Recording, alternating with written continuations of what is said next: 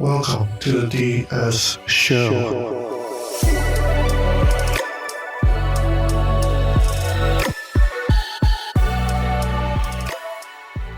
Hello, everyone. Thanks for joining me on another episode of the DS Show. I'm here with my good friend Clarissa from Double10 Consulting. Thanks for coming on, Clarissa. Yeah, thanks for having me. And we're recording this at the beginning of January, so Happy New Year. Yes, Happy New Year. Happy New Year to the folks out there. Clarissa, I wanted to start out, for the audience that may not know you, which I'm assuming, hopefully folks have listened to our previous episode that we did, but if not, if you want to give an introduction to our audience. Yeah, sure. So I am a Master Anaplanner. I've been working in Anaplan for about 7 years now, and I just got my renewal for my 5th year as a Master Anaplanner. So that's very exciting. It's that time of year as well. Hopefully anyone else out there that's a Master Anaplanner, hope you got yours too. Hope you got it all done. Prior to being in Anaplan, I was working consulting. I started my career in consulting, doing incentive compensation, which is super fun. Fun being relative. I always enjoyed it's just so complex. You've just got so many different types of things going on. You have to learn it all. It's very mathy. So I really enjoyed that. Switched to Anaplan. I was working on a tool called Verisant, which has had several names in the past 10 years. But I enjoyed doing it, but I just wanted to be able to do more things, like to spread out and not just do incentive comp all the time. So I picked up Anaplan, started learning it at the consulting firm that I was working at, left the consulting firm, followed a dream that I'd had from back when I was an intern at Southwest Airlines. I took a job at American Airlines. So I moved to Dallas, did all that. Pandemic hit. I took a package because I like flying around, and the package came with benefits to fly standby for quite a while. So took that, started working at DocuSign at their Anaplan Center of Excellence. We went from like 3 models to like 9 models, and we had a team of just a couple people. So it was a lot of change, a lot going on. DocuSign had their own adventure. They were kind of in the opposite position of an airline. They were a pandemic sweetheart, and then the honeymoon phase ended. And they've, if you follow any of that, they've transitioned away from their CEO that they had while I was there. They've had a massive stock price plummet, which was a whole other thing for me. And then I decided when I left there, I was like, you know what? Now's the time. I'd always wanted to go independent. So I'm an independent consultant. I run my own company. It's just me, Double10 Consulting, and I just do whatever I want and whatever I can find. So sometimes solution architecture, sometimes it's lead model building. And then the most recent one has been in a training role, which has been kind of fun. So that's about me. I grew up in Indiana. I live in Texas. That's not the only thing I didn't share. No, it's certainly a unique set of experiences you've had, leading up to where you are now. Can you remind me how exactly do we get in touch? And I remember us meeting at 2 years ago at the conference. And had you gone independent by that time? No, I think when you and I met, I was either still working at American or still at DocuSign. I don't remember when it may have been DocuSign. Yeah. I think I reached out to you. You know how we got connected. It's a mutual friend. Started, yes, Jared, I think. Mm-hmm. And I actually talked to him recently. Maybe we could talk about that a little bit, because that was a really fun conversation. Sure. I talked to him and he said, hey, you're kind of out there. You're a one-man show. I'm thinking about doing the same thing. And I had a conversation with him, and he's like, you should talk to Daanish. That was how we got connected. And it feels like so long ago because so much has happened, but yeah. But that was how you and I met. Yeah, that's great. Yeah, shout out to Jared Dulwich if he's out there listening. But yeah, I guess what's your relationship like with Jared? Have you stayed in touch with him? He's been a good friend and good mentor for me too. Yeah, Yeah, he's awesome. He's an awesome sounding board for ideas. It's so like good to have somebody like that in your network, I think. But I kind of went on a journey this year where I was like exploring different things. I was like, well, I don't have to be a solution architect all the time. I don't have to build models all the time. I can do other things, right? So I talked to him about like, what would it be like if, like, how do you keep your business running, but focus on like sales, like helping people sell solutions? Because usually when I come in, like for those of you that aren't really familiar with the independent consulting world, I like Daanish does something different than what I do. He will find multiple projects and he'll staff them, whether it's with his own employees or himself or contractors like me. So like Daanish would call me after he sold a project, and I would say yes or no to the rate, basically, and the project, whether or not I want to do it. So that's kind of the role that I played. I don't really do a ton of sales. I do a lot of networking with people that I know, which is, you can call that sales if you want, but it's not the same thing. It's not technical sales. It's not, how do you convince a company to take their hard-earned money and spend it on an Anaplan implementation? So I had a really cool conversation with Jared about like, how do you do that? Because he was doing that for a while. Like, how do you earn enough money doing that to keep your business running, and get the experience? And I looked at lots of options, like, not doing consulting for a while and working for a company that's really good at sales in the Anaplan space. And, or how do you work with companies to make sure that you get paid for your efforts? Because what if the sale doesn't go through, right? So we talked about all of those different things and learned a ton from him. I decided not to.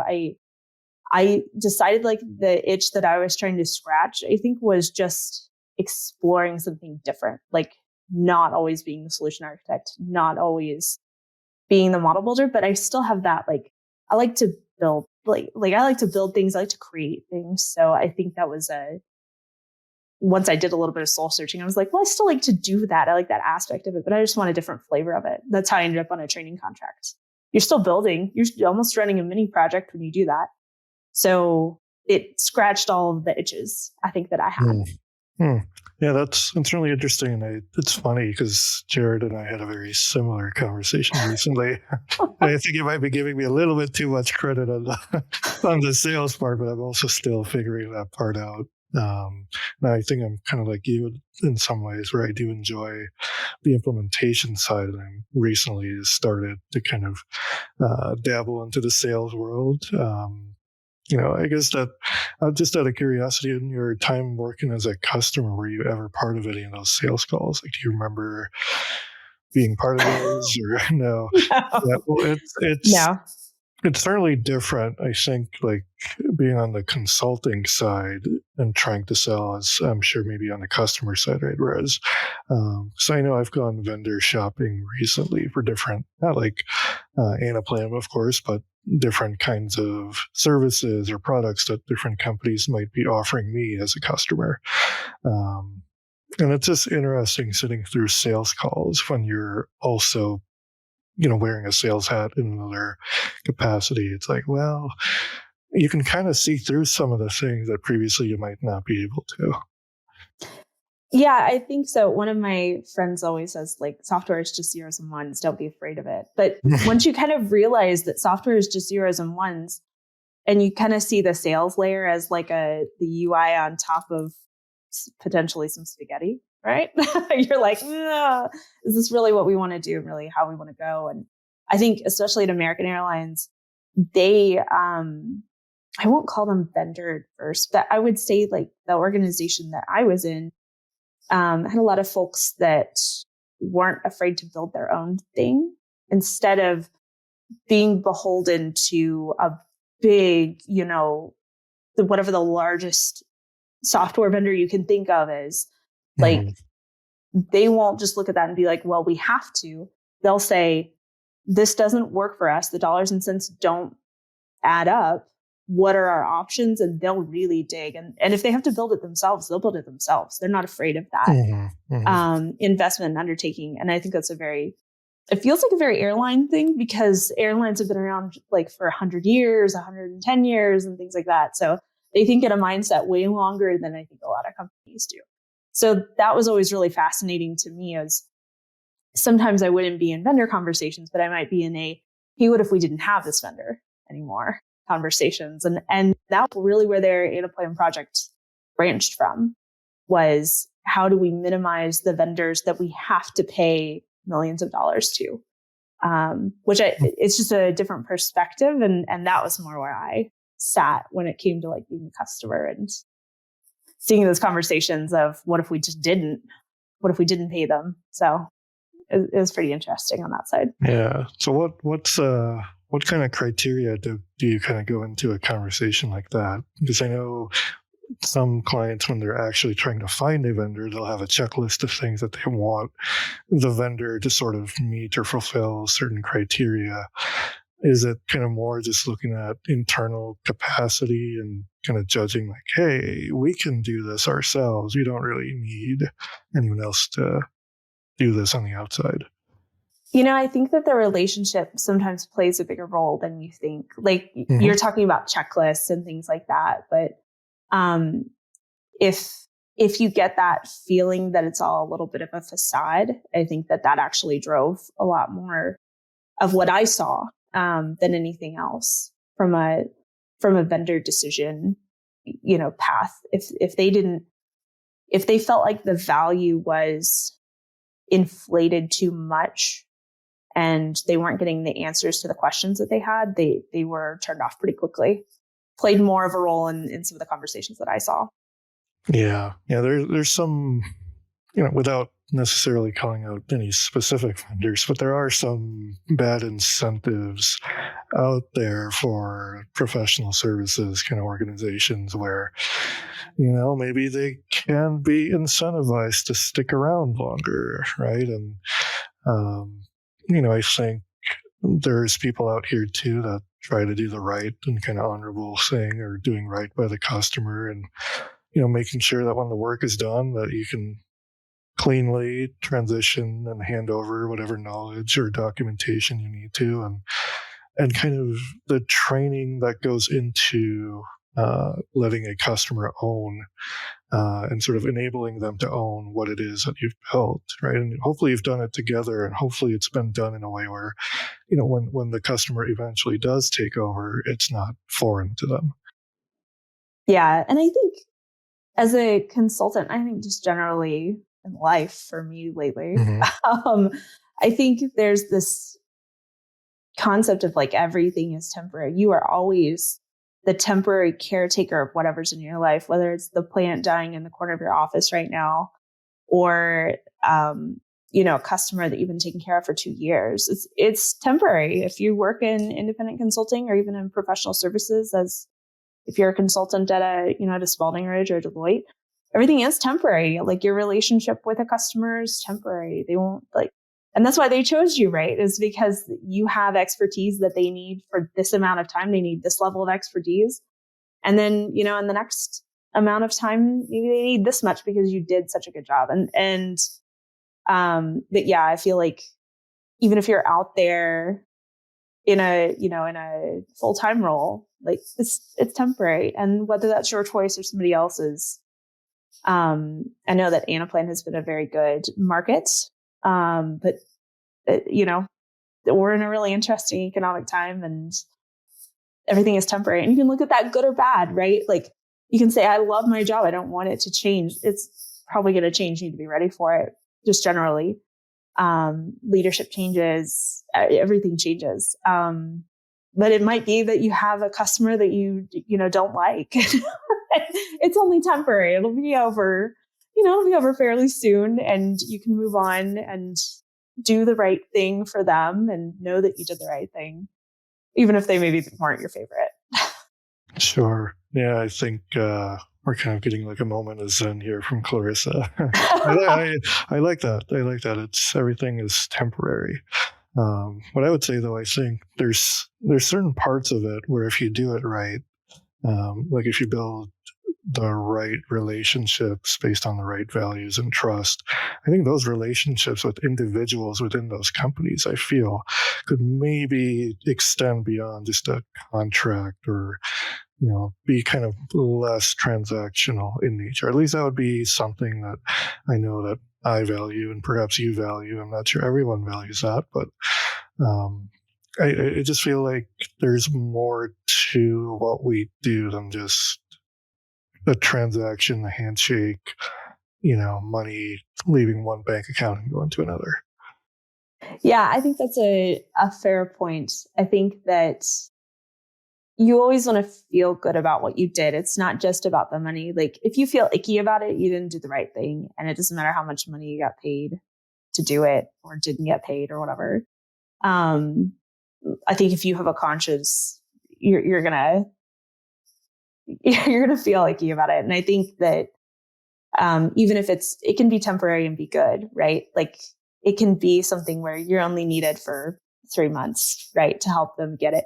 But I do think that the point of everything is temporary, but your relationships and the taste that you leave in somebody's mouth is permanent. It's something they'll remember forever. And just like everything's temporary, that person's going to move on to other things and they're going to do different things. And you hope that they're thinking about you when they do. So I think that this Zen moment of everything's temporary is, I think I went through a lot of personal stuff this year. Like I had to have surgery that caused me to not be able to talk for like 5 weeks. And I was working for 3 of those on 3 projects. And so I'm like, this is temporary. I can get through this. Like it'll be over. I'll be semi-normal. I have to do recovery things for a long time, but it's still temporary. Like, I think when you end up in situations that you don't want to be in and they take a lot longer, you're like, it's temporary. It'll be okay. And I think I had a lot of that this year. So I've been thinking about that a lot. Yeah, well, sometimes the best teacher in life can just be experience, right? And it sounds like the experiences you've had that really is shaped kind of this Zen moment, I suppose. So I certainly I think there's a lot that I'm hoping the audience can take out of that, right? Because, while some may not share the same struggles, I'm hoping that they can at least take the lessons out of that and kind of apply it to their own situation. Yeah. And I think even if you're having a good time doing what you're doing, recognizing that it's a really good thing and that it might not be here forever, I think it makes you cherish it a little bit more too. Right. Like if you have a really cool team that you work with and you love your boss and you love what you're doing, recognizing that it's temporary, I think just makes you cherish it a little bit more. And that's the world we live in. I mean, my dad works for the same company that he worked for when I was born. So, it's such a huge shift, I think, for him. That job has been forever up until recently when he's, talking about retiring.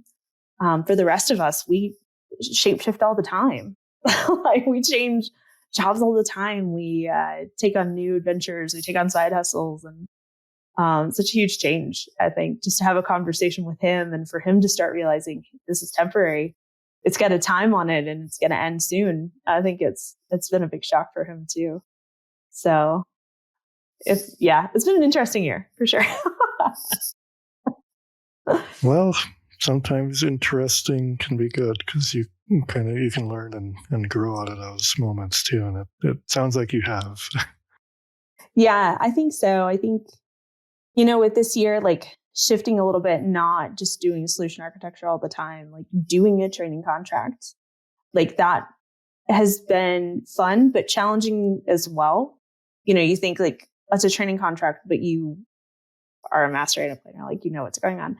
But everybody's different. Every company is different. Everyone has different risk tolerances and cultures and things like that. And sometimes it's based on your location or the age of your team. It can play a role in it. If you've got a young team that you can have a young team that doesn't like the change, and you're like, oh, that wasn't what I was expecting. You could have a team that is, based out of the Midwest that changes things all the time, or, so sometimes you have assumptions and they're confirmed and sometimes you don't. And so it's all been the whole, like taking on a training contract versus like, I have a set of requirements that I've gathered. I'm ready to start building that. Like you get a little bit, I don't want to say monotonous, but you get kind of used to the pattern. And then now you change it because you have to figure out the new pattern of, okay, well, project follows this path, but training doesn't. You have to do different things. It is its own mini project, but you have to think about it way differently than you do. Like solution architecture, things like that.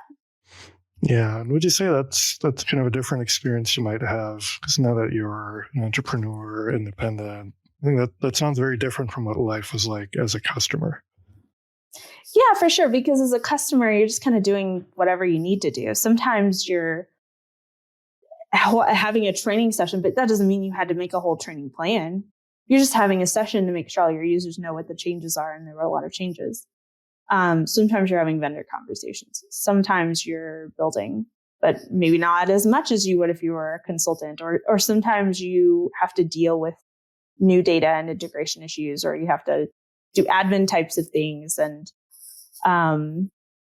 so as a customer, you've got that. And I feel like in the contractor role, especially like kind of shape shifting a little bit the last year, it's been kind of interesting. Like you kind of have a lane and you have to dive deep into that really well. Now, if you're a project manager, it's a little different, right? Like you have to be up here on everything. But if you're in a different role and you're doing requirements gathering as a business analyst, you have to dive deep into what you're doing and focus on that. And so I think that's been one of the bigger differences from like being a customer versus being a contractor is you do have a lane, and to sit in a training lane and look at a model and go, I don't know if I agree with all the solution architecture that's happened here, but you just kind of have to like let it go, right? And focus on your lane and say what you think will be valuable, but keep moving forward on what you're doing. It's a very interesting situation to be in because you have to balance what you would do as a solution architect versus like what's the right thing for the customer. And sometimes the line is blurry, but sometimes it's like, all right, that's just my personal preference of the way I would do things as a solution architect. So when you're like moving around, it's been really interesting to do that. Yeah, I mean, I can almost relate that to situations where even a customer asks you to do something that's completely against what a best practice might be, right? And at the end of the day, for us as consultants or, like implementers, I almost feel like you have to do right by the customer, even if it's not technically what the vendor may say is a best practice, which I think is the best practice in and of itself. Yeah. And I think also you have to just like be honest with your customer and say, hey, like, this isn't how I would normally do this. And it's kind of funky, but we're going to do it. And I just want you to know that this is here and it's a weird break from best practice, but I can see why we need it. And I'm going to let it roll. I think just being honest and collaborative, like, again, it drives the relationships. It prepares them for, when you hand off to their team, it just makes everything a lot easier if you're just honest. And you're like, hey, this is weird. I'm going to do it. I don't want to, but I'm going to do it. Yeah, I certainly agree. And I think that you almost need some kind of foundational relationship and trust there to be having those kind of conversations. Because if you don't have that trust in place, and you kind of tell your customer that could go south pretty quickly. They'll freak out. Yeah, they'll freak out. And they'll freak out. Because they'll think that you're doing the wrong thing, or you're like maybe intentionally doing the wrong thing. And yeah, you have to build that foundational relationship. I think you're totally right. Have you ever been in a situation where that foundational relationship wasn't there? It put you in a sticky situation? Yeah, I mean, having been on around like 30 to 40 projects at this point, like that situation's come up a few times where even if it's an uncomfortable conversation when trust isn't there, and it's oftentimes it's just feelings of like mistrust, and sometimes the customer can be questioning just your intentions and why you're trying to do things a certain way, or It's just not a comfortable or a good situation to be in. And I think it's just one of those things where if you don't have the relationship up front, you're doing yourself and the customer a disservice. Yeah. I'm switching this around. I'm asking feel free. We're just going to go. What do you feel like are the early things in a project? I feel like a lot of consultants and myself, I'd love to hear your perspective on it. What do you feel like are the ways very early in a project that you can build that trust? Like if you start to see a customer going in that direction of mistrust early, how have you mitigated that in the past? Yeah, I mean, not to make it sound super corny or anything, but you can have, like, I know companies will have like team building activities or just they're creating a culture and trying to kind of foster a sense of camaraderie and chemistry between the team. And I almost feel like that sort of thing doesn't happen between consultants and clients too much, where there's time kind of baked into actually building the relationship. I'm thinking of my client right now who like we are in such a great spot from a relationship standpoint. I could almost do no wrong with them, right? And it's at the point where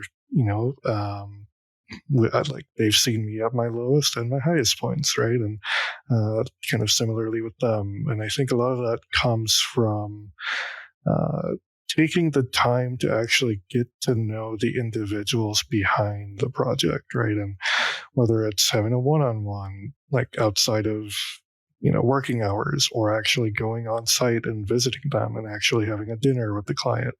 I think those kinds of things, which aren't even necessarily in scope, that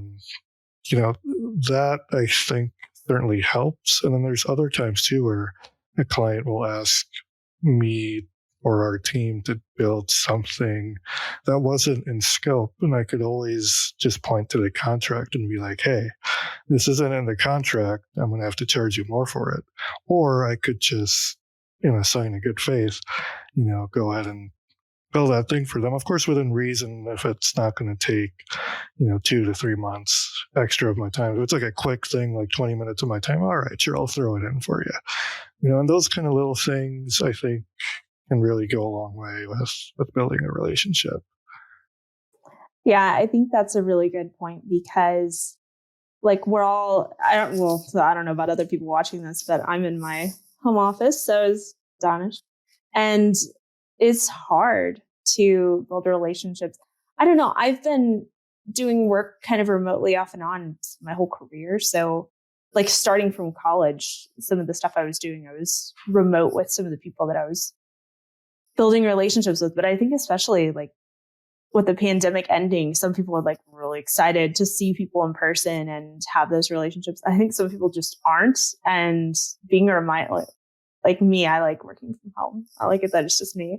But like every once in a while, you need to go out and meet that person and shake their hand and find out what height they are and, like know all of those things about them. I think that's a really good point. And I feel like in the virtual world, the way that I have mitigated that in the past, if there's not the opportunity to travel, is really just to reserve time at the beginning of meetings and say, hey, what'd you do this weekend? Hey, Happy New Year. What'd you do to celebrate? Hey, and sometimes I just jump straight into a meeting. And then after the meeting, I'm like, why did I do that? Like, I should have just asked something or said something or, made note of this or that at least. And sometimes I notice myself kind of forgetting that. And some people hate it. Some people hate like small talk. It doesn't always have to be small talk to be something quick. It can be, hey, you're in a different room. Where are you at? Yeah, and I almost feel like some people have just a good detector for like, are you really trying to get to know me, or is this just like, let's just go on with the show, like, is it? Yeah. I think people can sense whether or not something's genuine or not. And, I can think back to some meetings I've had with my client recently where we will start talking, and it won't be small talk. It'll go past small talk and we'll be completely off track. And 30 minutes later, we'll be like, wait, what were we doing again? Like, oh, okay, let's get back to the task at hand, So, I mean, it's a balance, right? I mean, it depends where you're at with the work you're doing and if there's kind of some urgency or deadlines or anything like that. But, if you've got the relationship in place, it's all right once in a while to get to know who you're working with. Yeah, I've been guilty of that before. Getting 30 minutes into a 30-minute meeting and be like, we've just been socializing. Why are we talking about monkeys that escaped from the zoo? Like, why are we doing this? Yeah. Yeah, I feel like that's also a sign like that you have a good relationship with someone, that they're not like itching to get back to the business. Neither of you are, right? You're happy to invest an additional 30 minutes to get back to business. It's also a nice sign that maybe things are going well in the relationship. Yeah, I certainly agree. I want to kind of pivot a little bit now. I actually wanted to ask. We are 30 minutes into this recording, so there you go. We're ready to talk business now. All right, let me sit up a little. Well, I actually did want to ask because I know, having talked to many different folks so far, just getting to know people from around the community, the ecosystem, a lot of people have been inspired by someone like a mentor. Is there anyone that comes to mind for you as a mentor, or just somebody that you learn from through your Anaplan career? Or even, it doesn't even have to be Anaplan, it could just be in general, career-wise. Yeah, I think a couple of people. I've been lucky enough to get to work pretty closely with Rob Marshall. So getting into his brain and kind of seeing how he thinks about things is really cool. And he speaks very frankly. So it's easy to have a very honest conversation with him, and to know that what you're getting out of that conversation is genuine. So every time I get to have a conversation with him, I definitely cherish that. I think as well, like thinking further back into my career, I had a lot of really good role models from a solution architecture perspective, not even in Anaplan. One that I can think of is Paul Waugh. He worked at Open Symmetry. He's doing his own thing now. He started his own business as well. They're building out a technical product, but he kind of taught me, like, especially on a big project, how do you solution architect that? Like, there are all of these other nuances to it that you have to think about. And I think sitting in a training side, watching a very large implementation, I'm like, oh yeah, like I'm thinking about some of the things. And so he's on my mind recently because just thinking about all the things that I learned from him. I think you as well, you've been a mentor for me as I've gone into, gone into being independent. It's kind of lonely. If anybody out there is considering doing it, it's a little bit lonely. So having other people, like you, like Sorja, trying to think of other people that I've just chatted with, Jared, obviously. But I think just, having that network of people that you can be honest with and say, like, oh, the market's been hard for the small guys, or hey, it's been really good actually. Like, are you looking for anything? Like, I think just having that camaraderie as well, and people that you can bounce some of those conversations off and be honest about what's going on and the things that you're struggling with, and have somebody else that kind of knows the feeling of, yeah, it's kind of tough out there right now. Like, that's the way it is for everyone. It's kind of validating, right? Because if you have challenges like finding business or staying busy or things like that, like knowing that it's not just you, right? Like sometimes you're like, oh my God, it's because like I suck at networking, at closing it, like actually getting to having a contract, like finding opportunities, finding new people, finding new avenues. You start to kind of beat yourself up. You're like, oh my gosh, like I can't find anything right now. And then to have other people say, no, I can't find anything either, then it helps a lot, I think, to keep you going.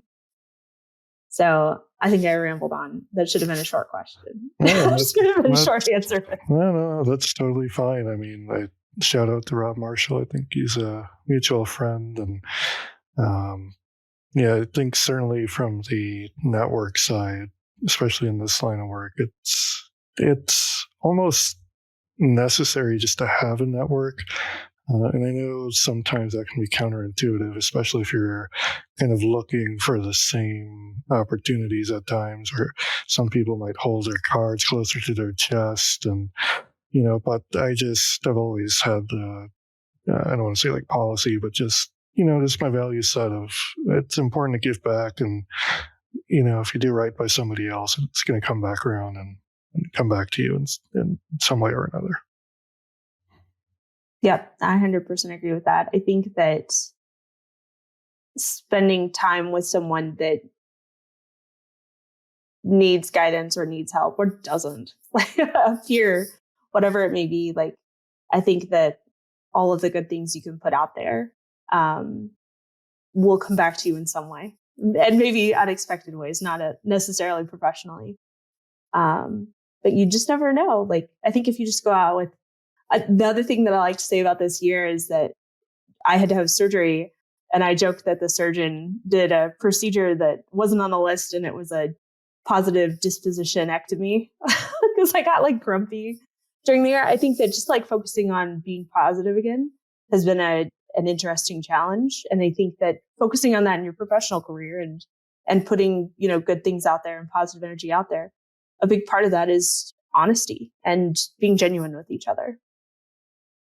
Yeah, I certainly agree. And I'm totally not going to lie if I say like those thoughts don't creep in sometimes and you're like, should I shut this thing down? Should I go back and just get a regular job? Like, I think we've all had those moments, and, perhaps some more recently than others, but I think it's just very natural to kind of have doubt creep in. And like, what you said, like sometimes you just have to have that positive self-talk and kind of, motivate yourself to keep going. Sometimes when you're just about to quit and you keep going, it's in those moments that you end up having those breakthroughs. Yeah. I think the other thing about it too is like, I'm married and I've been married for 8 years. So my spouse and I know each other very well. I think also like having your family 100% on board is also really important. Now, everybody's relationship is different. That's my relationship, right? But when you have that person on board, they can also be, or whoever your family, like whatever family is to you, having that person like saying it back to you as well, or maybe not saying it back to you and saying like, hey, the reality is finances are tight, and if, we need to work together to set, like a timeline or things like that. Sometimes that helps with the harsh or positive reality, whichever one you're in at that time. Sometimes whoever the closest person is to you, even if they don't understand Anaplan or don't understand what you do, can read into some of that and help just be a reflection of what's really going on. Because I think sometimes as well, like you're looking at things that you think are reality, but they're not. you're like, oh, I don't know what I'm doing. I don't know all this. And you're like, no, like I've been a master Anaplanner for 5 years and I do know what I'm doing. I am good at this, but I think that, sometimes like having a more realistic reflection can be somebody else external to you. So if you ever feel like you're in that position and you're listening to this, like just talking to somebody else that knows you very, very well can help too. Yeah, I like that. Actually, it reminds me of just more recently, my dad played that role for me recently where I was kind of having those doubts creep in and I just had to bounce it off of him. And he was like, well, he always has that wisdom, even if he doesn't understand Anaplan at all, but he can always impart some wisdom or knowledge or just ease some of my anxiety when it comes to whatever I'm dealing with. And I think I agree. Like, it's important to have people around you, whether it's friends or close friends or family, people you can trust, just to even bounce off business ideas or concerns or just get feedback from someone and how things are going. Like, I think that's really valuable to have. I think the other thing that you have to be careful with as well is sometimes you have people in your life and these people are very valuable and they're cheerleaders, but they're cheerleaders all the time. right? And when you're going through this self-doubt, that's not always what you need. You need somebody who has that wisdom and has that realistic point of view. And I feel like I have close friends and family that are fantastic cheerleaders, but sometimes they don't like put the reality up and say, hey, like, I see what's going on, and like, maybe you should pump the brakes, or no, you need to keep going. Like, you're about to hit it. Like, just keep going. So I think also as well, like, before you end up in a situation like that, if you're pursuing a new venture, write down like, who are your cheerleaders and who are the people that can be a slap in the face if you need it. to put it a little less sensitively. It's true. Yeah, it's certainly true. I think we all. Sometimes you're so caught up in what you're doing that you just can't see the forest for the trees, and somebody on the outside, even if you're just bouncing it off of them, having a little therapy session, even if they're giving you a reality check, I think that's needed from time to time. Yeah. Right. Well, I actually wanted to pivot to something else too, because you reminded me earlier when you were talking about, I think you were mentioning like something about Anaplan and just looking at how it was related to like it being temporary, right? And there's some other players in the scene now that have started to come up. Who are you keeping your eye on if there's any other competitors in the space? I think for me, I'm not keeping my eye on so much like direct competitors, but other software that seems to be like, I made a joke that Verisant has had several names over the course of time. But I think just keeping up with those and saying, okay, who am I hearing a lot of? Because once you start to get this network, right, you start to hear way more than just Anaplan. People will be like, hey, I'm looking for this or I'm looking for that. I think just with the network that I've built in the last 6 months, Blue Yonder is getting mentioned a lot. I know that's more of a supply chain direction, and not necessarily a direct competitor with Anaplan, but somebody that maybe Anaplan should be a little worried about. Another one that I heard about recently, and I did a little bit of research on them, I was kind of surprised. They're a newer player in the incentive comp space, but the incentive comp space tends to have very like old players, because your biggest, like for those of you that aren't familiar with incentive comp, your biggest players and your biggest moneymakers are like banks, insurance companies. They have the biggest, everybody that you interact with at a bank or an insurance company, like they're incentivized on some sort of variable compensation. Even down to the people who deal with like repossession of cars on car loans, they are incentivized as well. So I think that seeing some of the new players, I think it's called Forma AI, is one of them. They're new. They've been around for like half a decade, I think, but they're starting to get some traction in the market. I've kind of looked at them a little bit.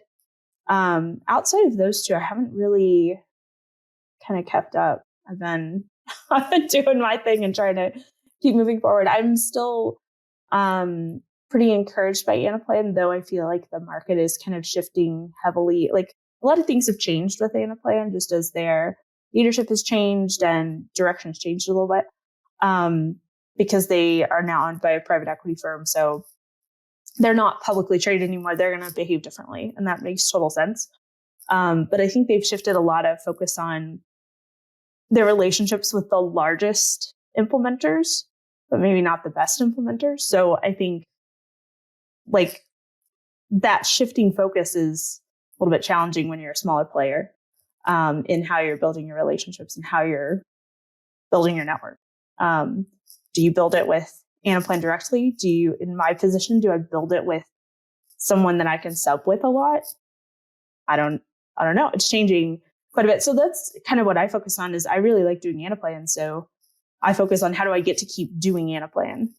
How do I keep my Master Anaplanner certification? How do I keep getting the relationships that I need to keep that going? So I still feel really good about Anaplan. I think a lot of the competitors in like the connected planning space, which Anaplan kind of made up, I don't know. I'd love to hear your perspective, but I don't know of any that I'm like really bullish about yet.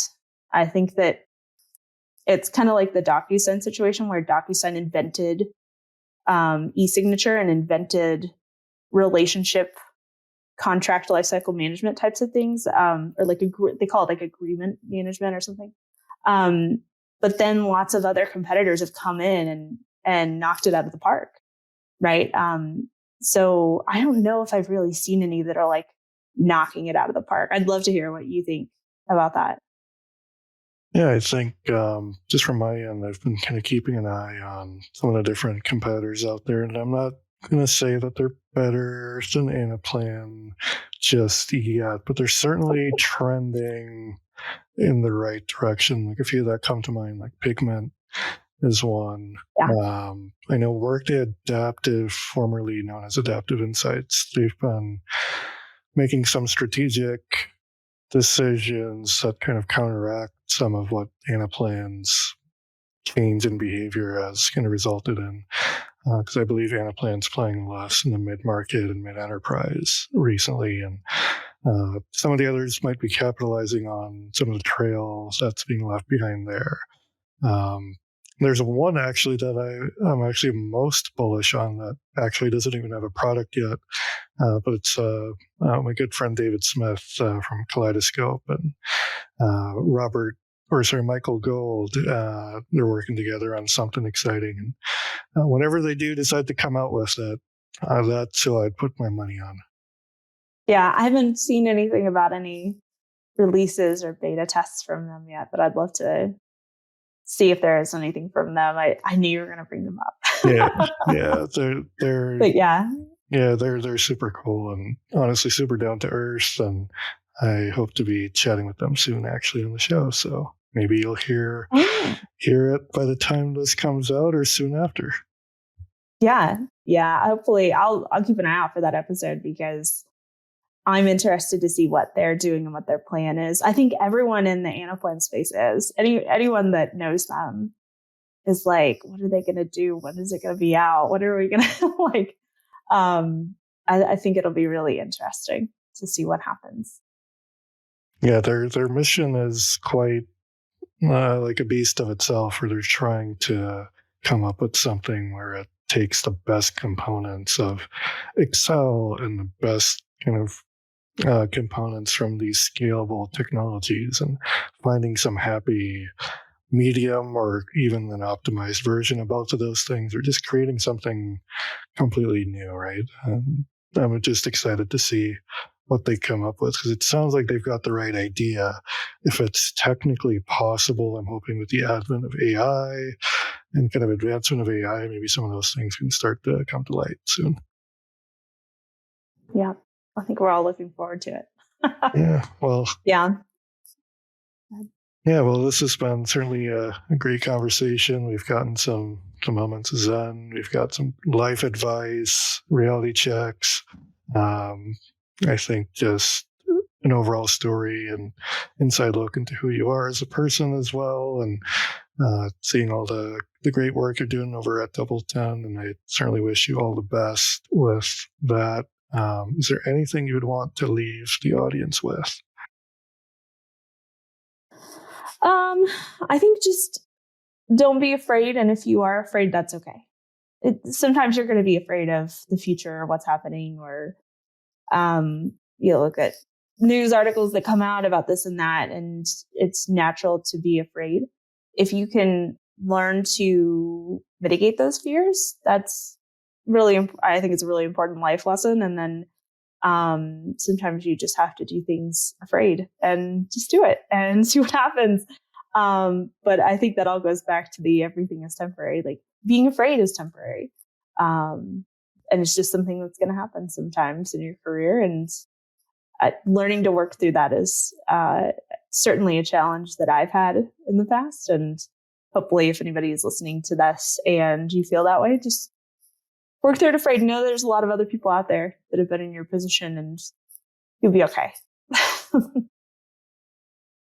Yes, certainly. And again, I just want to thank you for coming on the show. I appreciate you coming on, sharing your insights with us, even flipping the table and asking me some questions, which was, I think, a first for me, but it was fun. I enjoyed it. And wish you the best of luck. Thanks for coming on the show. Awesome. Thank you for having me. I will see you later.